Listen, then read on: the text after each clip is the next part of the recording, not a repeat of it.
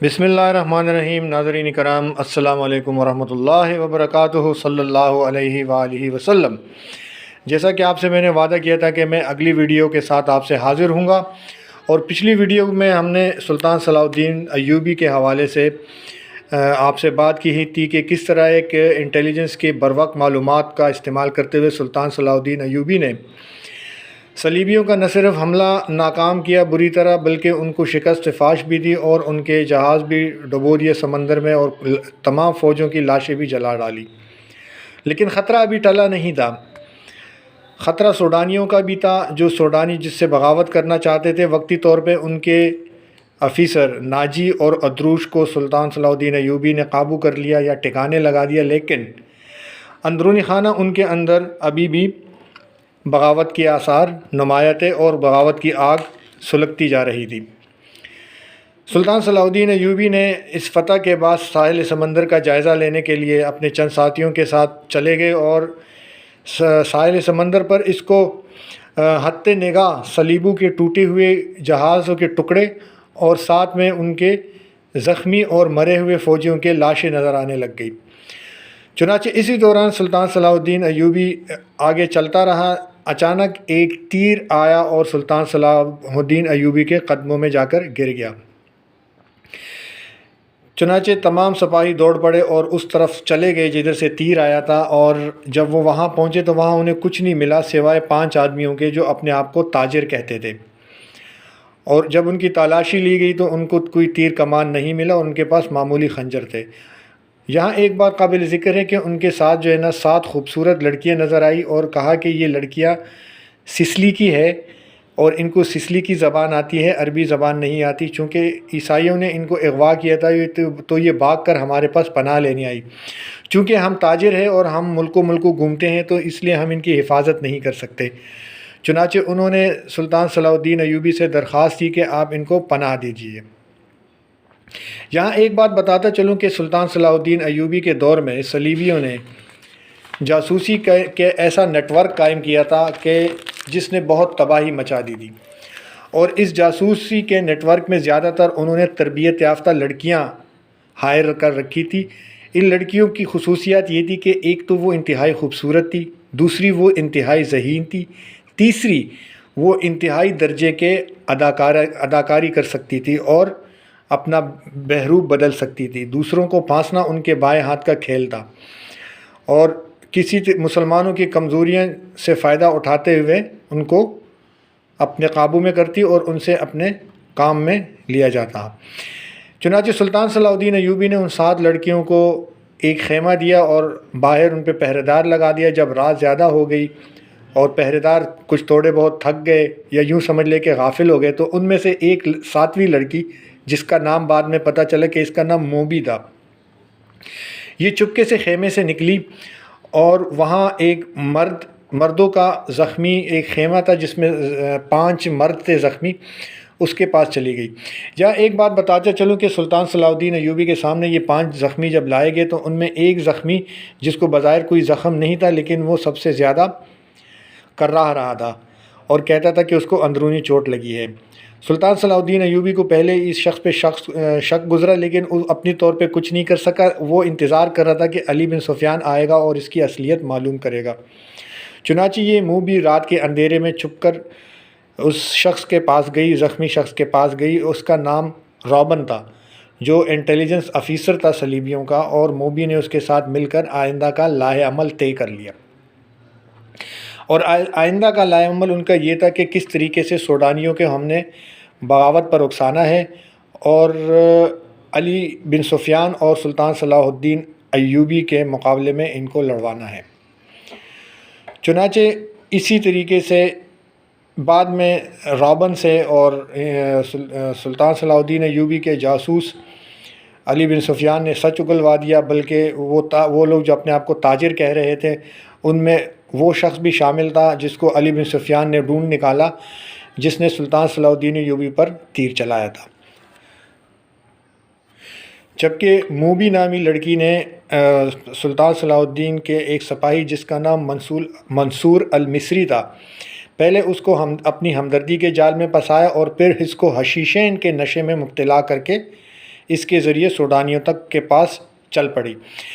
ناظرین کرام، آپ کو ایک بات بتاتا چلوں کہ اس دور میں حسن بن صبا جو ایک بہت ہی نامور جاسوس گزرا ہے، جس نے اپنا ایک صبائی فرقہ ایجاد کیا تھا اور مسلمانوں کو اس نے بہت زیادہ نقصان دیا تھا، اور اس کا سب سے بڑا ہتھیار نشہ تھا۔ اس نشے کو حشیشین کہتے ہیں۔ ناظرین کرام، آپ سے گزارش ہے کہ آپ خود بھی نشے سے دور رہے اور اپنے معاشرے میں اپنے بچوں کو اور اپنے بڑوں کو اس نشے کی لعنت میں ڈوبنے سے بچائے، اور جو لوگ اس نشے میں مبتلا ہیں ان کی ریکوری کے لیے ان کی مدد کی جائے، کیونکہ نشے میں آدمی اپنے آپ کا دشمن ہو جاتا ہے۔ اسی طرح حشیشین کے نشے میں انسان اپنے آپ کا دشمن ہو جاتا تھا، اور جس طرح یہ صلیبی جاسوس یا حسن بن صبا اس کو استعمال کرتے تھے، وہ استعمال کرتا چلا جاتا تھا۔ جیسے آج کے دور میں روبوٹ، اس کو روبوٹ بنا دیا جاتا تھا۔ چنانچہ اس موبی نامی لڑکی نے منصور المصری کو اسی طریقے سے حشیشین کھلا کے اور اس سے یہ فائدہ اٹھایا کہ سوڈانیوں کے پاس چلی گئی۔ چنانچہ جب یہ پتہ علی بن سفیان کو پتہ چلا تو وہ پیچھا کرتے کرتے جب مصر کے قاہرہ کے قریب آیا تو اس کو یہی شخص منصور المصری ملا۔ منصور المصری کا نشہ اتر گیا تھا، کیونکہ اس کے پاس جو موجود حشیشین تھی اس کا تھیلا گم ہو گیا تھا، اور اس کو اپنا آپ یاد آ گیا تھا اور اپنی ڈیوٹی یاد آ گئی تھی۔ چنانچہ اس نے علی بن سفیان کو ساری بات بتا دی اور کہا کہ کس طرح وہ موبی لڑکی سوڈانیوں کے پاس چلی گئی ہے، اور انہوں نے ایسا کر دیا ہے کہ پروگرام کے مطابق وہ تقریباً 6-7 دن میں مصر پر حملہ کریں گے اور بغاوت کریں گے۔ چنانچہ یہ خبر جب سلطان صلاح الدین ایوبی نے سنی تو اس نے علی بن سفیان سے مشورہ کیا اور اس کو کہا کہ آپ کے جو جاسوس سوڈانی فوج میں موجود ہیں ان کو کہے کہ وہ اس بغاوت کو اور ہوا دے، تاکہ جلد سے جلد سوڈانی ہم پر حملہ کرے، اور ہم اس کے حملے کا توڑ پہلے ہی ذہن میں بنا چکے ہیں۔ چنانچہ سلطان صلاح الدین ایوبی نے پہلے ہی ذہن میں ان سے نمٹنے کے لیے اسٹریٹجی بنا لی تھی۔ سلطان صلاح الدین ایوبی کی اسٹریٹجی کے مطابق سلطان صلاح الدین ایوبی اپنے مصری فوج کو لے کر صحرا میں ملٹری ایکسرسائز کے لیے گیا۔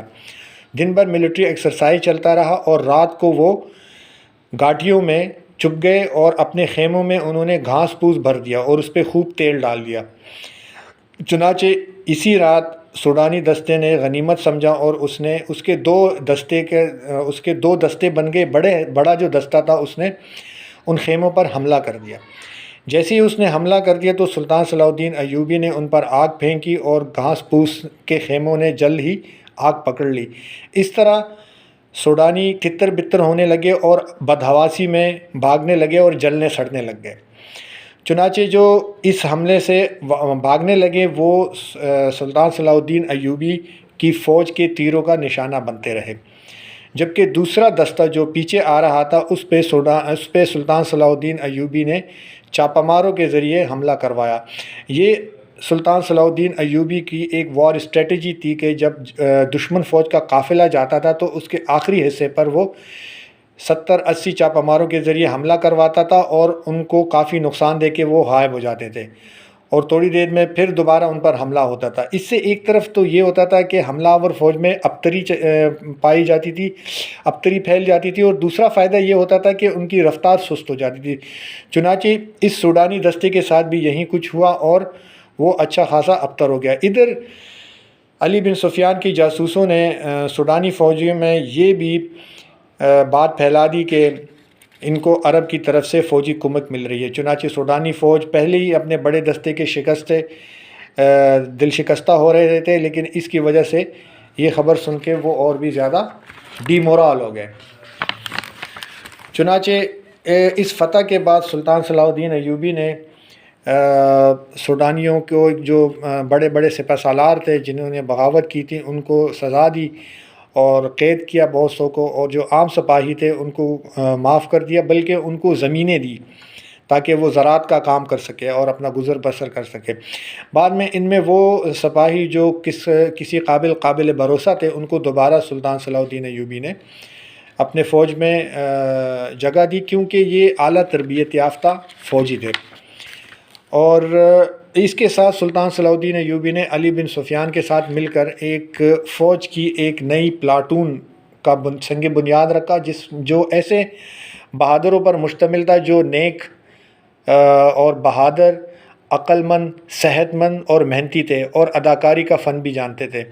دوسرے الفاظ میں ان کو لڑاکا کمانڈوز بنایا گیا اور ان کی تربیت ایسی کی گئی کہ یہ بغیر ہتھیار کے ساتھ بھی دشمن کے ساتھ لڑ سکتے تھے۔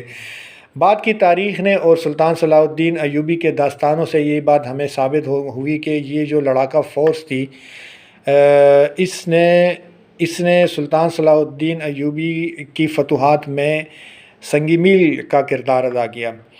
ناظرین کرام، اپنا بہت سارا خیال رکھیے گا۔ اللہ نے کے بعد انشاءاللہ اگلی ویڈیو میں پھر حاضر ہوں گے۔ اللہ حافظ۔